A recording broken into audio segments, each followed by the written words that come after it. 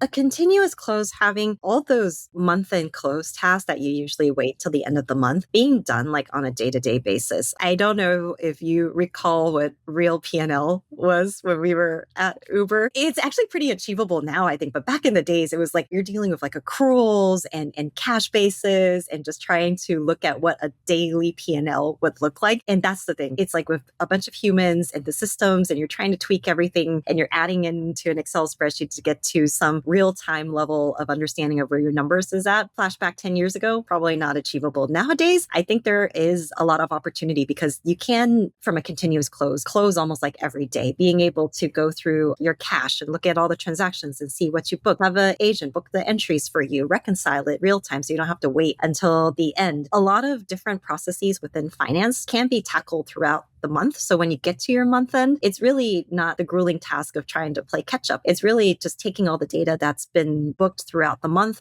reconciled through the month, and being able to do the analytical aspects of it to see what you missed, to make better decisions based on where the budget was at, and being able to book the entries correctly, but really be what the month end close would look like. It's just judgment, analysis, and review. That's the first few days of the month, and then you're done. I think an analogy that I would say from a non-finance perspective is like laundry. You can either wait for your laundry to pile all the way up into a mountain at the end of the month, and then you go through the task of just taking a whole day of just washing, drying, folding, and then it's just a very daunting task. Or you can just do 2 loads of laundry every so often, every day of the week if you want to, or maybe a few times in the week, and then it doesn't feel as overwhelming. And I think that's what it is. You don't do everything at once, but you do it throughout the month.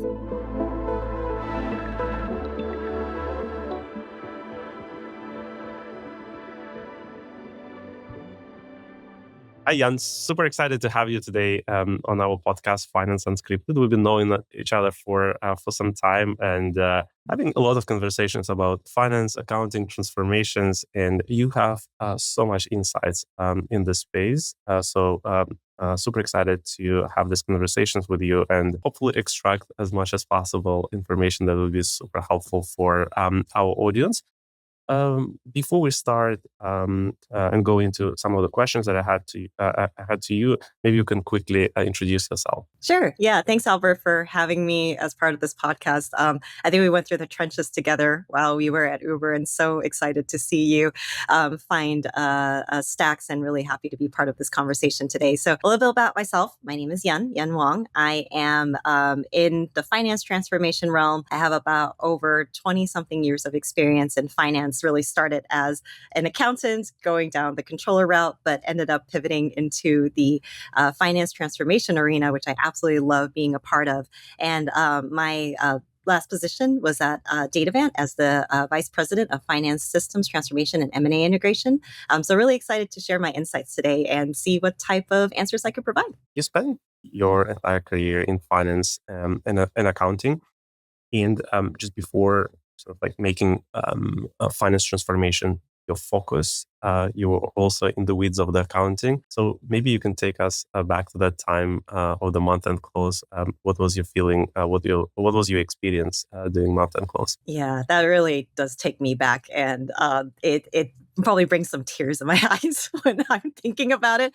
But definitely, it's been a very long journey being an accountant to now where I'm at, leading finance transformation. But I remember back in the days, I started off straight from college, stapling receipts to expense reports, cutting physical checks and actually mailing them out, and also going to the bank and taking a stack of checks to deposit them. Then I moved into more of a corporate accounting role in like larger companies like Wells Fargo and Sephora. And these larger companies really had pretty manual processes. We're talking about just, I remember printing ledger paper out and actually writing down the journal entries and then actually like entering it into the system itself. Waiting for the bank statements to arrive in the mail and then being able to like reconcile them line by line and doing the tick marks to make sure that, do I miss anything? Are we good? What kind of entry should I be booking? And then spending the rest of my time doing variance analysis and seeing what differences there are between the budget and month over month, and just getting into that dreaded audit cycle and getting ready for it was really the probably 18 years of my career was spending time doing that. It kind of went a little bit more digital, obviously, and then it got a lot more transformational when I got to pre-IPO companies, but it just felt like close was always that endless cycle where you just feel like you're always closing, you're missing reconciliations, you're dreading for all of these things happening before the audit, and then you're going to reopen the books and do it all over again because you realized you missed something. And so that was definitely what I felt like when I was an accountant back then for month-end close. And even of all the things that I did, I felt like the leadership team would still have difficulty making decisions just because we're always closing and the data is always somehow moving somehow. So for me, that was really what month-end close would feel like. It's like this endless close cycle, day in and day out. It just depends on which era I was part of. So you saw the problem firsthand, and how that experience shaped your path to the finance transformation. That's a great question. So after working for these larger companies, I really wanted to make a difference in finance. I didn't know that was really possible until I started seeing some old colleagues move into pre-IPO companies. So I thought it was kind of sexy. I want to move into some pre-IPO companies. So that's where we met. And I joined Uber in 2018. And after that, really just sought out pre-IPO companies that were ready to become public, but it was messy, it was new, there was a lot of foundation that needed to be built, and then efficiencies could be driven within the finance team, whether it's going through system automations, customizing the system itself to ensure that it really fits this very unique industry that we were at, like Uber, for example. A lot of great leaders and a lot of great folks to work with like yourself where we had the same mission but we were just in different functions, and just getting that cross-functional alignment and pushing forward efficiencies was really a huge part of what I felt like was something that I wanted to be a part of, and that transformation side. So for example, while we were at Uber, I remember when I first joined, we were just going through like a QuickBooks to Oracle migration, and that was a 25-day close, which is nuts. Like we couldn't close at all because we just migrated the system. And then we got to the point where obviously a lot of things happened. The company grew a lot. And then we got down to like a 5 to 6 day close. But it was just something where I felt like I could make a difference to get it down to that point. And so understanding that flow, being able to make the difference, being able to transform, make the change really got me to the point where like I would love to join as a role as a finance transformation instead, and being able to just really take on projects that would make a difference in end users' lives. And that's really how I got into it. Still remember Uber times, and you just reminded me that journey from QuickBooks to Oracle. I know. Is a little bit like from switching from the bike to Formula One car. Yeah, exactly. Yeah, like, as you remember, things are moving super fast. And I think after sort of like going through this pre-IPO experience in finance at Uber, like all the experience that you collected there is just so valuable to many other companies.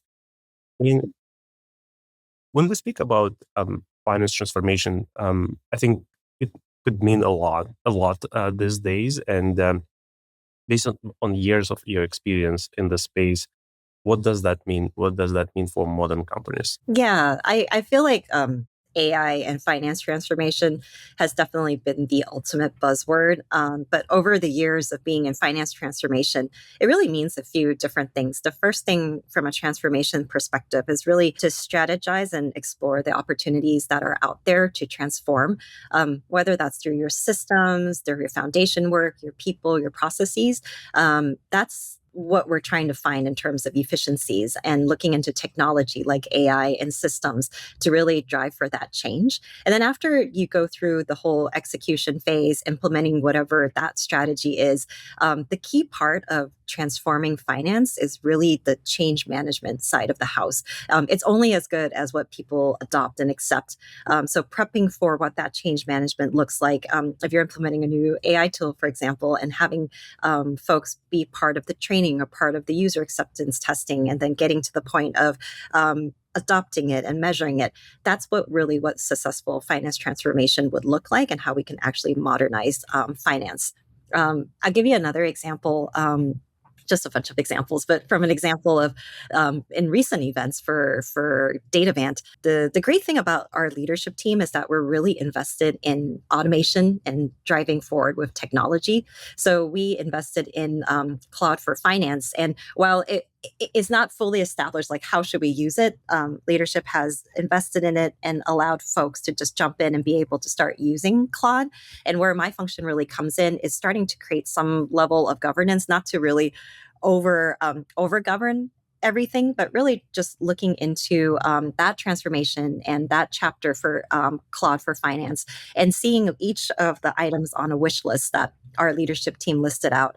What should we do with this wish list? Should we dive further into Claude, or should we look into AI tools that leverage LLMs like Claude to elevate that next process, really create efficiencies, drive away from manual, but actually do automation using agentic AI, or neither of those, and move forward with a different roadmap?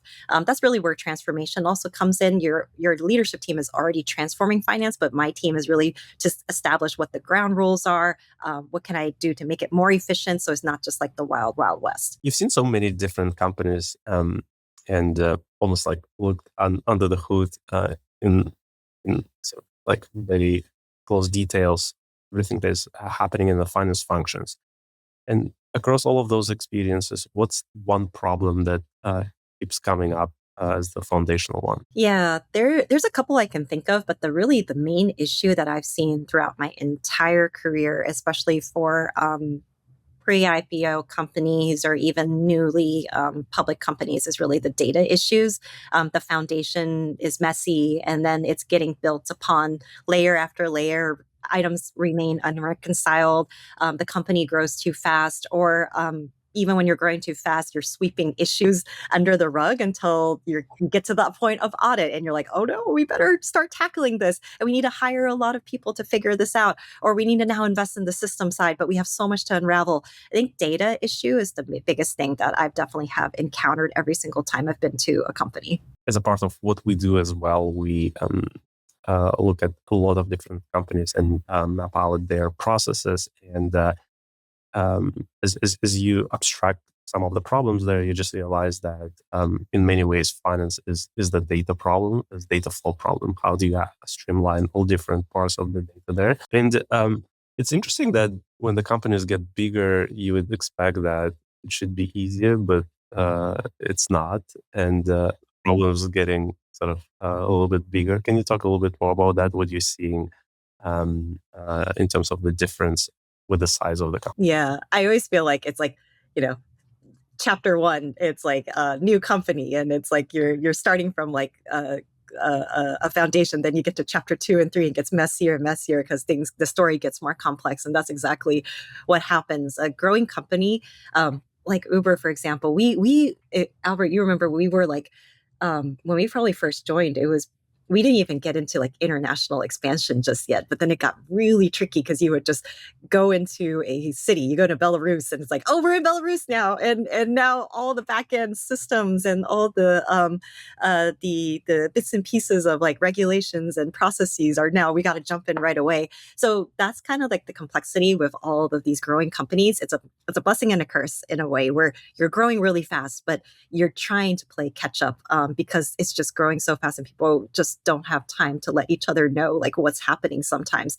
So whether it's international expansion, your company decides to have new products like, we're going to go into Uber Eats now, and that's going to be the new process. Or for Datavant, there's like a new product that we're trying to launch. Those are some of the things that happen. M&As is a huge thing. Acquisitions of companies, that's actually happening at Datavant as well. A lot of acquisitions happening. You're trying to keep up. You're looking into outsourcing possibilities and outsourcing the team to cut costs, but also to outsource the mundane processes. You got new systems replacing the old systems, but not really solving the old issues that are happening. And then you're adding to a fragmented system already. And then you have the data problems that we talked about. All of this is happening to create that complexity. At the same time, most finance teams stay the same in size. Maybe they do outsource, but then they stay the same in size. So you have the same people working on the same thing in addition to the day-to-day for closing, and also trying to solve for these complex issues. So that's definitely something that happens when a company grows and it gets more complex. I feel like you're almost like a doctor now. Just like you look at the company, look at the symptoms. It's like, okay, I see this problem, that problem. And then when you look at the different symptoms in different companies, what separates companies that you feel like ready for transformation and the ones that are not? Like, what are the criteria that you feel like could make the transformation successful? What I've seen from companies that are ready to transform is that when you have different factors that all combine together that work, it's when your leadership, your C-suite, and even the folks below the C-suite are all aligned on a common goal and have the level of maturity of what they've seen before that has worked or not worked is really important. Having just that cross-functional alignment. For example, at Datavant, we were ready for ERP transformation because all across the board, our CIO, our CFO, our CEO, our board, were all aligned and ready to make that investment. And they knew that this was the next step that had to happen. So that really sets them aside as folks who are ready for transformation. And then including that investment that I mentioned, having the dollar set aside for an investment into improvements and efficiencies is key. And then the last piece is really just having people willing to change. I know that change is difficult and sometimes change is hard. People might not want to change, but there's some people who really want to change and they've been waiting for it. So the willingness to change or be educated about what's changing. I think those are all the kind of secret ingredients to a recipe for transformation. It's actually interesting that those dedicated resources inside the company, we're seeing that so helpful as well as we are doing implementation across different sizes of the companies. When there is buy-in and when there is also capacity internally to help make a change, the results are, the outcomes are completely different. Absolutely. How should one going through this think about what can go wrong about the implementations? Like, what are the things to watch? I would think so many things can go wrong, and I don't think I've ever been in a place where it's like, oh, it just went so smoothly. It can go smooth, but it won't be the perfect smoothness. So there's so many factors that can contribute to things going wrong for finance transformation projects. You can have budget restrictions, like either you go through the next budget cycle and you run out of money, or the scope expands and you run out of money. And so there's a lot of those pieces from a budget perspective, just to make sure that there's budget for it.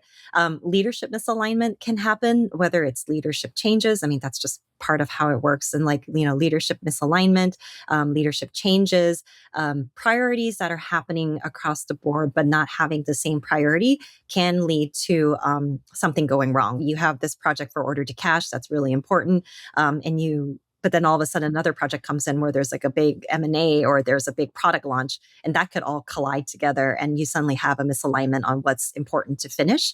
And then as you're going through any type of transformation, you're always going to uncover skeletons in the closet. There's going to be a lot of skeletons. There's going to be a lot of issues with data, process issues. And so you can either trudge through to the finish line and finish it, or you can try to figure out a way to pause it so you can fix some of these issues before you complete the transformation project. That would be something as well.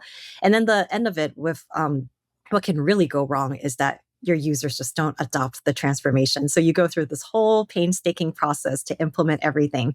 And then at the end of the day, your users just don't want to use it. And so that would be a problem as well of what it could go wrong if you don't plan for that change management. Maybe shifting the gears a little bit towards your previous experience at Datavant, and we were lucky to work with you. You're a good salesperson. That's why yes. you're able to jump in. And I was like, oh my gosh, it's Alfred. I haven't heard from him for a while. It's like, ooh, this is really neat.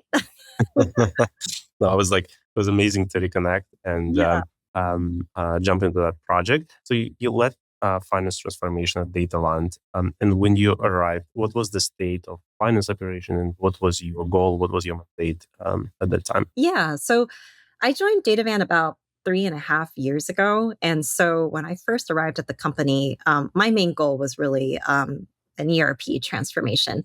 So I had to basically go through and understand the story of Datavant. And what I found was that it's a combination of many M&As for the past few decades. And so it was probably one of the most interesting, I guess you can say, case study companies I've worked at, where Ciox Health was part of Datavant, and it was basically more of the original part of Datavant, 30-year-old company, very customized systems, very old systems that a lot of people have not heard of. They also use Microsoft Access still, and a lot of customized systems that are happening homegrown. And it's worked. It's worked for them very well. But then they combined with Datavant. So Datavant is about, the name itself was like a 6-year-old company or so, classic San Francisco startup, QuickBooks, no processes, everything's manual, don't have any idea about what like segregation of duties look like or public company readiness would be. So you can imagine two very different companies combined together, needing to consolidate their system architecture, drive efficiencies, and work together from a culture, process, and system perspective. So that was the first thing that I did. I got in there and basically implemented, with the help of everybody within the company, getting them all aligned and leadership aligned, to implement NetSuite and also Coupa, just to drive that core piece first because the systems were getting decommissioned, and then just to stabilize those manual processes. Then from then on out, really working on public company readiness initiatives within the company, whether that's catching up all our M&A integrations to new M&A integrations to BI tool consolidation to accounting policy changes to close acceleration and then looking into order to cash, you name it. All of these things were things that were happening after we implemented the ERP in a year. We reconnected last year and we shared a little bit what we do at Stacks with you. And then, so immediately you were super excited about potentially exploring opportunities, how Stacks can help to Datavant. So in this mandate that you had for the change there, where Stacks played, and what was the reason why you decided to bring in Stacks into Datavant? It's fate that we got back together and being able to work on this. So I was really excited. And I had to contain my excitement because I was like, oh my gosh, I'm working with an old colleague. I'm so excited for his new venture. And it came in at a really great time. I think Stacks came into Datavant's roadmap at a very optimal time. So for me, I was at a point where we were going through that whole public company readiness initiative and really digging into areas of when you start looking into filing, with your S1 and what does that look like? We were facing your classic close efficiency dilemma. We needed to be able to close more efficiently, sooner, and accurately. And we had a huge backlog of historical data. We had about 9,000 historical transactions in NetSuite. So we really needed that to be reconciled. Back in my days, if that was something that we needed to do, we would just hire an army of contractors, be like, whatever we can find, $25 an hour. Let's see who can come in and can you use Excel? Okay, great. Now you have to print out everything and reconcile it. But even if you put a whole group of contractors and your full-time employees together, we always have misses in accuracy. People are going to spend late nights and weekends trying to get to the deadline of the audit or even to close more efficiently. And it fails no matter what. You're just having humans work so many hours, and accuracy is going to be an issue. So when you came in and you chatted with me, Albert, that was the perfect time because we still had such a huge backlog, and demoing Stacks with the accounting team, with our chief accounting officer, we were able to really identify these key areas where Stacks can really help us and clear that backlog, which we did, and then also help drive efficiencies for what the future would hold. Yeah, I remember when we started implementing Stacks with Datavant, even though we brought fantastic engineers from companies where Uber, Plaid, they used to build systems that are scaling so fast with the volumes that you were operating at the time. Even was just for us challenge. It's unprecedented, yeah. Yeah, people were a little bit nervous, but I'm glad that finally it worked out. That one thing is I remember when we started working, AI in finance was very early, and a lot of people were talking about that. But then, it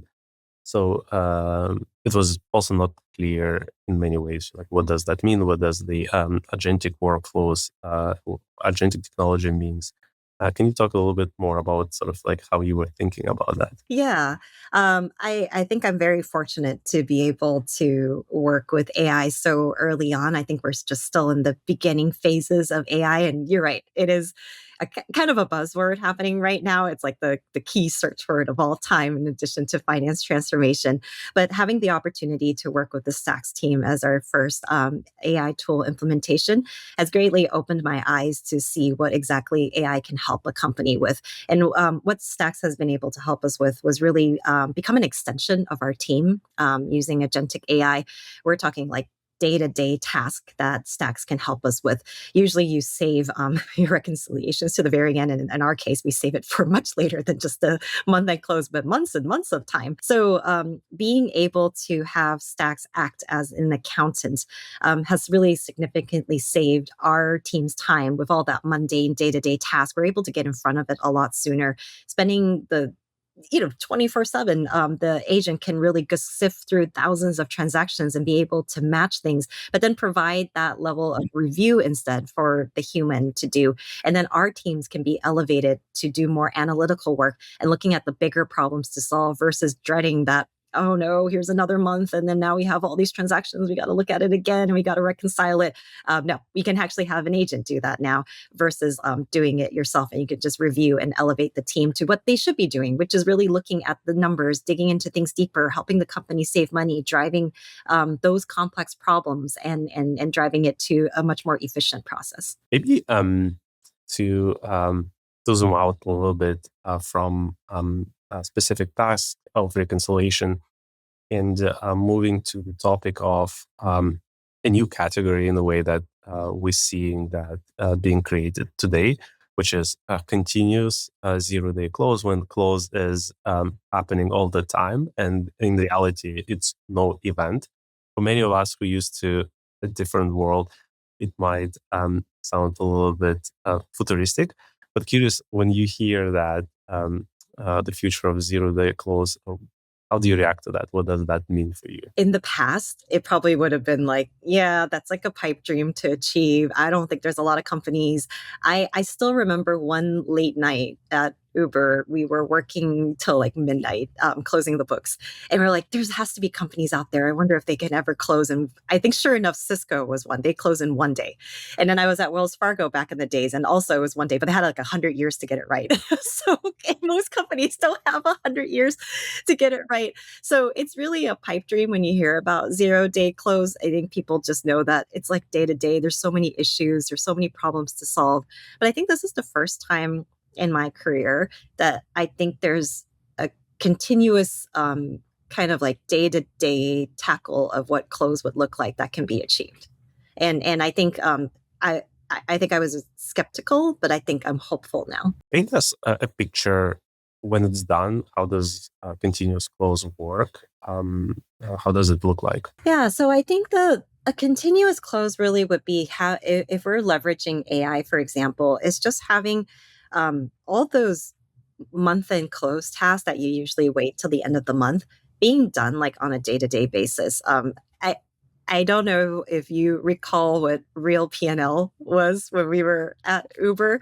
It's actually pretty achievable now, I think. But back in the days, it was like you're dealing with like accruals and cash bases and just trying to look at what a daily P&L would look like.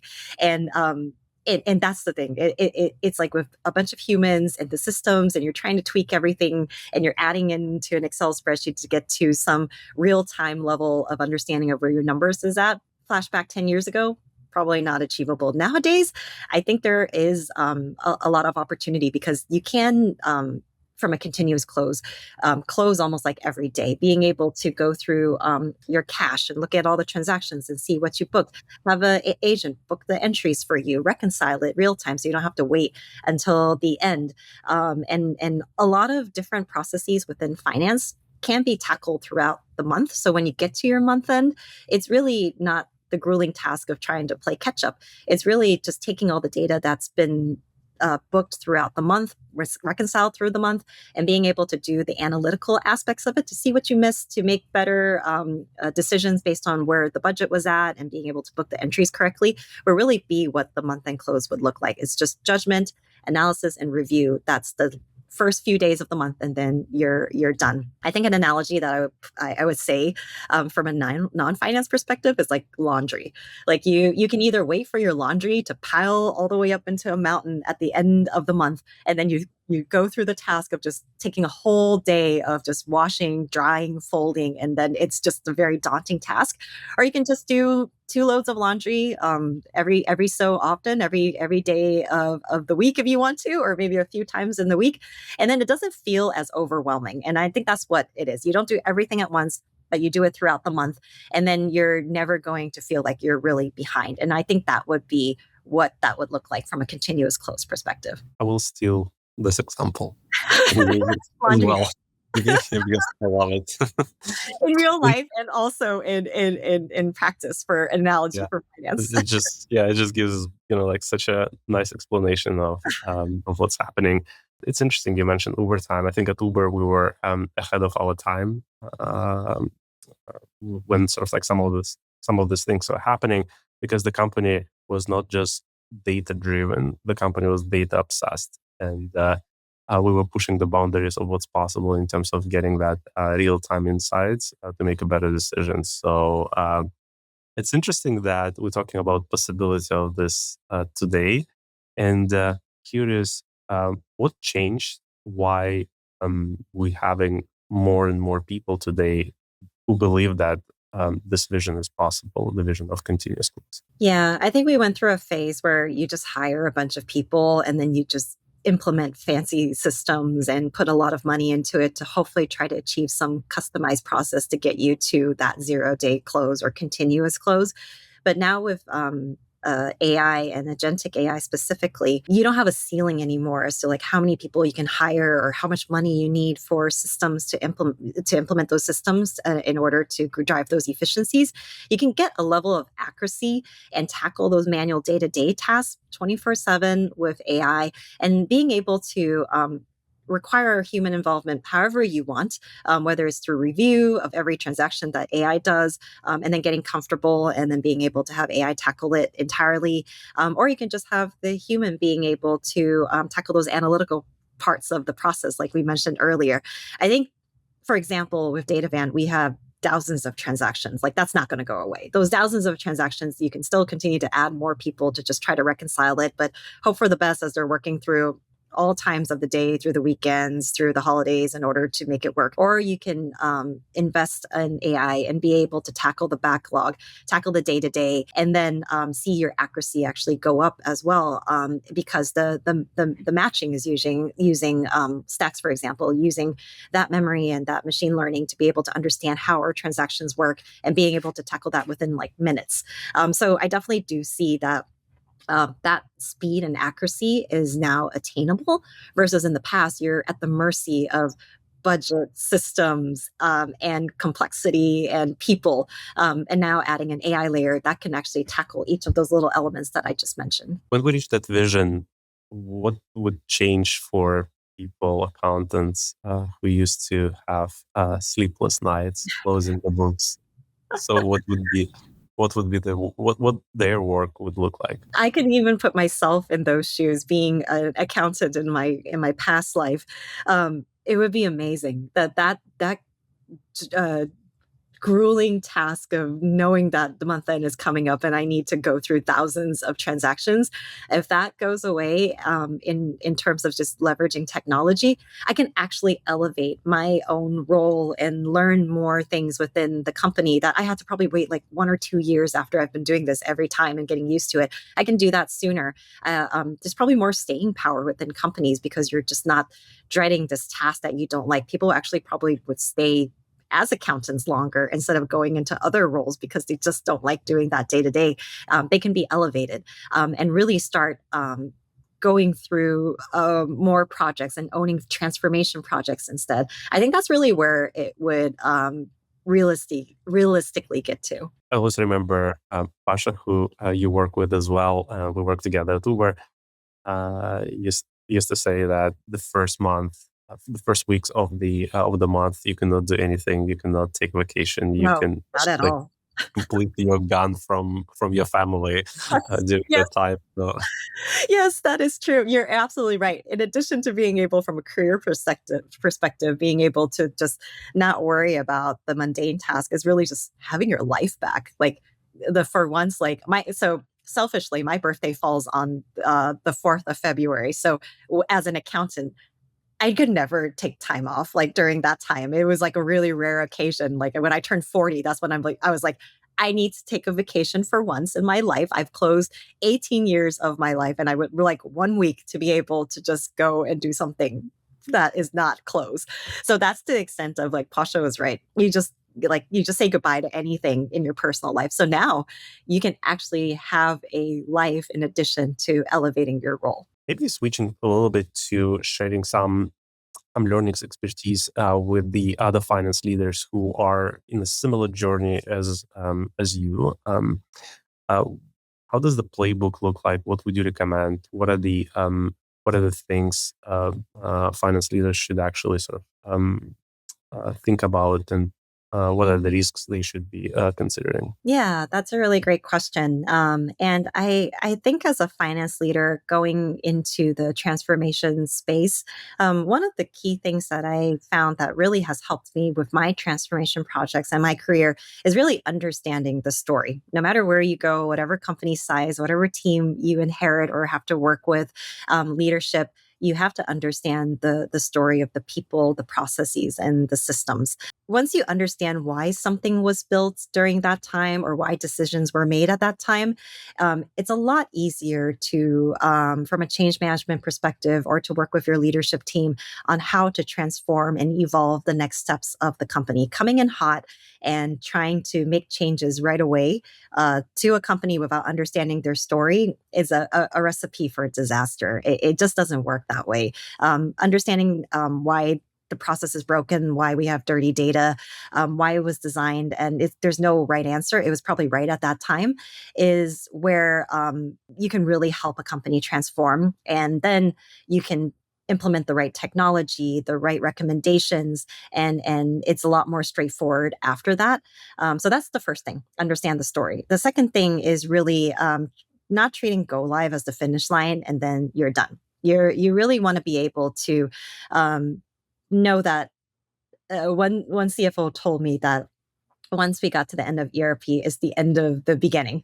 So really just being able to know that that's not the finish line, but the user adoption, the change management, the system issues that happen afterwards is really going to happen. So understand that that's a new chapter in a company and a system architecture when you go through go live, and you have to plan for that adoption. I've trained hundreds to thousands of people in a single system rollout, and what I learned is that people just don't resist change. They just resist being unprepared. So investing in the training, the communications, threading them through, and then not just saying, "Hey, we're live now. Go ahead and use it." That's really the key to success when it comes to transformation. And then the last thing really that is very, very important is don't lose that executive sponsorship like mid-project or even before our project starts.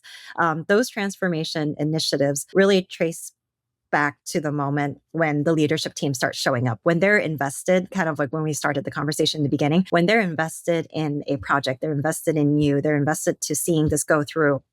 That's really important throughout the whole project. I've seen projects where you kick off and then leadership team has no idea what's going on until the end.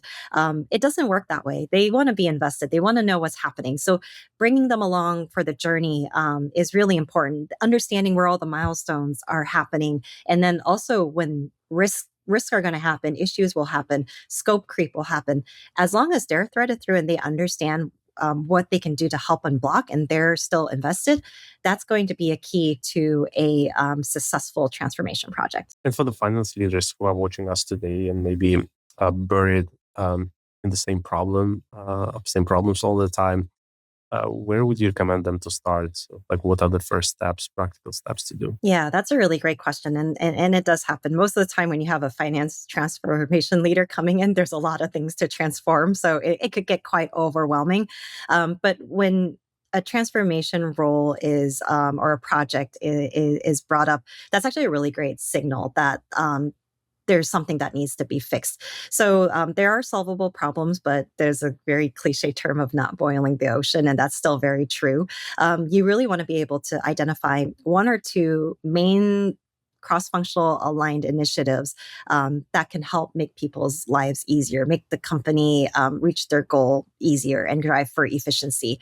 Whether that's finding ways to tackle an order to cash system is one of the things. Like, for example, at Datavant, you can easily just have, oh, the billing piece is a problem, so we need to fix billing. But it's actually bigger than that. It's identifying the whole order to cash end-to-end process and making this a large project, tackling how contracts are being drafted, creating a deal desk, looking at all the different verticals within the business and finding out what are some of the items within that we can start with. Those are a lot of the main things that I would actually recommend a leader to start digging into from a problem perspective, is looking at that overall pullback, like 0-day close, like you mentioned. How do we get there? Or order to cash is like a big issue with the system. Let's dive into it. Draft a business proposal that really resonates with what the business problem would be, in addition to the finance layer. And then you'll be able to really start kicking off a project and starting there. I think that's where you're going to get the alignment that you need from across the board, and not just trying to hone it into like one finance problem where it could easily be discarded. So you're trying to solve for the greater vision. Jan, you went through different cycles of software innovation in different companies, and as you look ahead, what are the things you are most optimistic and excited about in the future? I am really excited, like, of this AI era right now. We are in a completely different transformation era. We went through the .com era where I really did, kind of going back full circle to what I initially said, was like, I was stapling receipts. I was mailing checks. I was going to the bank and dropping off deposits. Then we went through a much more electronic era where all this stuff can be done electronically for like wire transfers. And then we went through an outsourcing era where you have a lot of people and you're trying to add efficiencies through outsourcing. And now we're in this AI era where we're really leveraging the technology now to be able to create incredible efficiency. Time is no longer an issue as much. And also dollars, it's also not like overly expensive as well. And you're actually giving people hope that their careers are not just going to be stuck doing this day-to-day task. You're actually going to elevate the team. So there's a lot of opportunities where you're going to create analysts instead of processors. You're going to really shift the finance landscape and actually modernize it. Those are a lot of things that I'm really optimistic about. Modernizing and transforming finance in the AI era is going to be a game changer for a lot of these back office functions.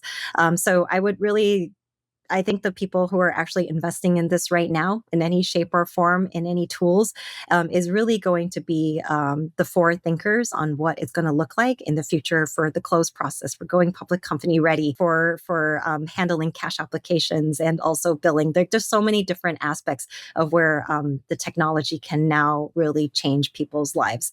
So I'm really optimistic about the future. And thank you so much for coming today and sharing a lot of super valuable insights with our audience, with me. It's always great and very energetic to have a conversation with you. And to be honest, I think we have this phenomenal technology available to us today.